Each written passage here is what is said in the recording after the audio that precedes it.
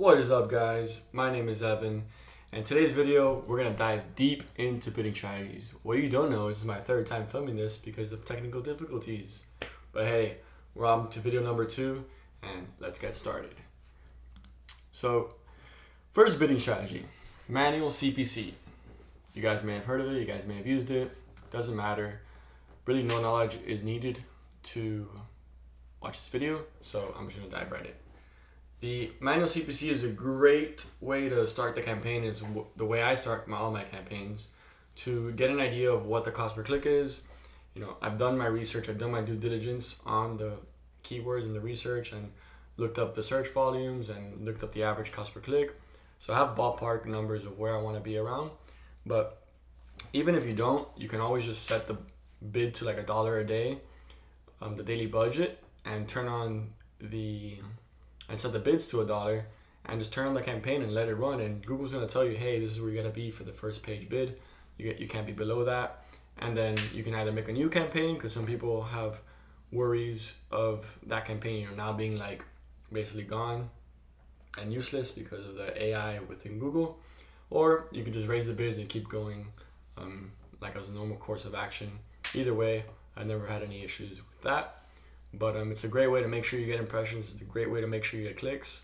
And it does cause more work on your end, whoever's managing the account, because you got to be on top of the bids, make sure you're bidding aggressively and consistently for the ones that are converting, and vice versa for the ones that are not converting, the ones that are just getting erroneous clicks, looking at the search terms, being more on top of your negative keywords. You're using this kind of really as you're the strategy behind the whole, bid strategy. So you have to know what you're doing to be able to take full advantage of this specific bid strategy. But it's a great way to make sure the account works, you're not being throttled, that you don't have any issues with ads being viewed and impression share and things like that. So it's my go-to when launching, and then after the account settles in and I have an idea of what the cost per lead is and where I'm at and where I stand, and then I implement different strategies to changes that the client has made, like increasing the budget. Okay, maybe now is a good time with the increased budget to go after max conversion or maximize clicks. So things like that is what I always like to basically keep in mind as I'm managing something with manual CPC. But after that, I like to jump into maximize clicks. Maximize clicks is a great way to basically show up as many times as possible within your daily budget and your monthly budget. So think of it like this. Say manual CPC, you're averaging a cost per click of $20 because that's where it costs to be in that part of the page. Maximize clicks is not going to go after people that have had the signals of converting, that basically max conversions goes after, maximize conversions. So it's going after people that basically have no intentions or have been showing no signals of people searching on Google for your service, for your product, for whatever it may be. But this is where it comes in that you have to think about your product. Can it be something that somebody just one day looks up and starts Googling it and finds your product? Like from instance of thought to search, that your product or your service or whatever makes sense for it to show up. If that's the case, like if you're an emergency service, if you're a lawyer that does car accidents, if you're a roofer and somebody's roof got struck by lightning, you're a dentist and somebody just got their teeth knocked out, think of scenarios like that where maximize clicks is actually the perfect bidding strategy to have in place, because you're literally just getting clicks. Google's targeting people that are going to click. And who's going to click? Somebody that's never searched before. They don't know whether or not otherwise, so that's a great option for the ad to show. And you're actually going to get good quality leads in that case, given that you have the right negative keywords, given that you're using the right match types, which will go in another video.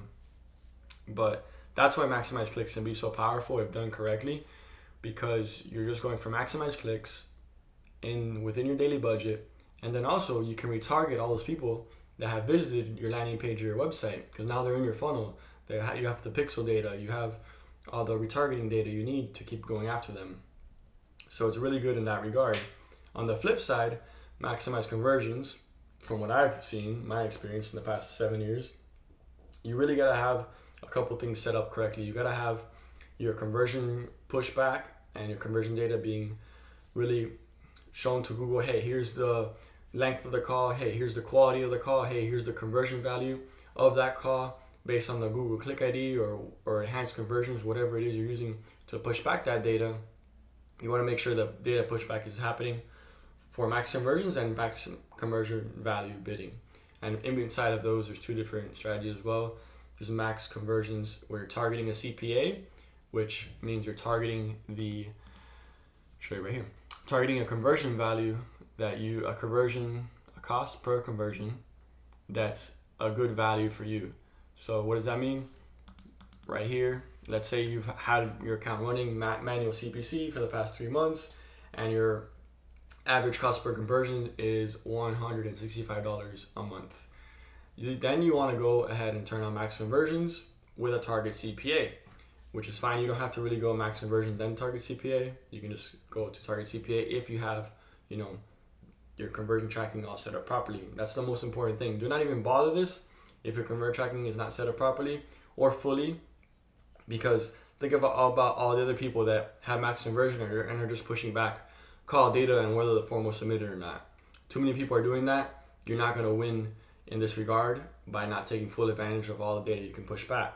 You need to be pushing back the actual fact that the conversion or call took place, the length of the call if it was a call, the value of the call or the form fill or whatever it may be that it turned into, and then update that over the lifetime of that client. So you have 165 CPA, you want to turn on target CPA. I would go to like 145, maybe 150, and target that and see how the whole account reacts. Let it run. Do not change any other major settings. You can keep adding negative keywords. You can keep doing minor tweaking here and there in ad copy, but don't change landing page structure. Don't go crazy with changing a bunch of stuff. See how this reacts for a couple weeks and see if you get a drop down in CPA. If not, go back to the drawing board, start testing out other strategies. You can even set up an experiment and do that as well. So that's max conversions. And basically it's going after people that have signals and have intent that they're going to convert. So Google sees them as high value individuals that have acted similarly in a similar manner to people that have previously converted, whether it's your campaign or other people's campaigns and accounts. So that's why it's bidding so aggressively, $300, $400, $200, $100, whatever it's going to be to put you in the number one spot so they click your ad and convert.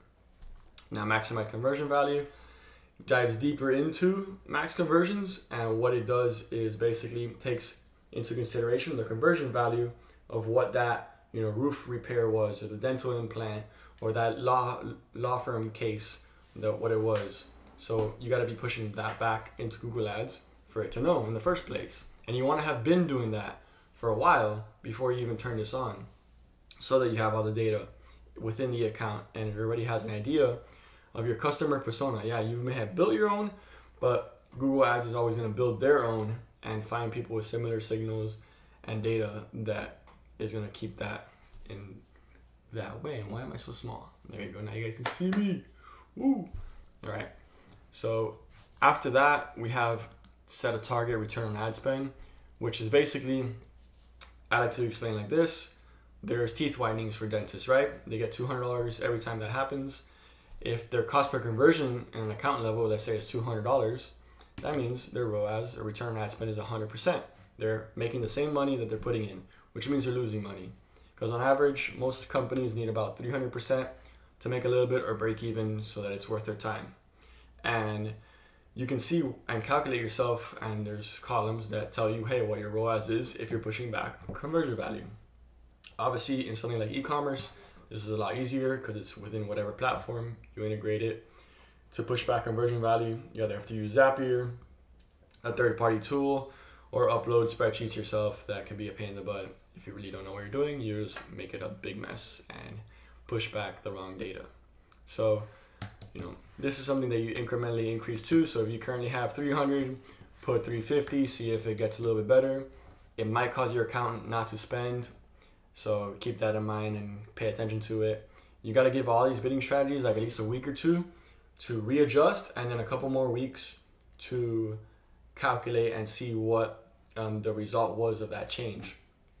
So if, for example, you change to max conversion value with a target ROAS of 350%, that you want to leave run for a week at least to see and make sure it works. If it kills your account and you don't get any impressions, you're gonna have a lot of issues, obviously. So set up an experiment, do it like that, run it side by side with the current campaign that's performing well, so you don't have that issue. Because if not, you go back to square one. Now you have to ramp up the account again, and you get a whole another set of issues. So last but not least, this one really isn't like a smart strategy. It doesn't take into consideration like AI and signals and stuff like that. But what it does do is puts you on the position of the page of where you want to be and where you want to target. So there's anywhere on the results page, which from what I am thinking and knowledge is the first page. So there's about 8 spots. It changes every now and then, but 8 to 10 spots if you take an ad expansion, location extensions, whatever you want to call it. So that's there. And then here you have the top 3 to 4 spots that you're targeting and how often you want to show up on those terms. And then you put the maximum bid limit and all that stuff. And then there's absolute top, which is just the first top spot. So think of it like this. If I put absolute top spot, 60%, and I've seen my average cost per click for the past 3 months be $20, I'm going to go ahead and bump it up to 25 so I can be a little bit more aggressive to be where I want to be. And you want to compare these values here into, well, let's see if I can show you guys. Actually, I can't actually because this is personal client data, but into, where is it here? Go back into auction insights. So you want to see how you're lining up against competitors and see where you can outdo them, because maybe you'll have some competitors that are showing up in the top of the page more often than you that you can bid more aggressively on and outdo them there.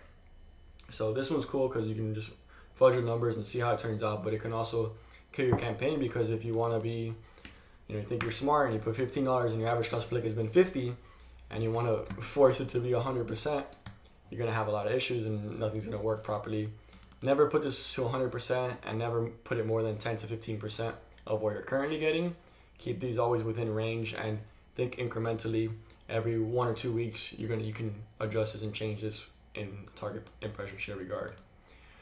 But that's pretty much it. I know manual CPC, there's enhanced conversion, enhanced CPC.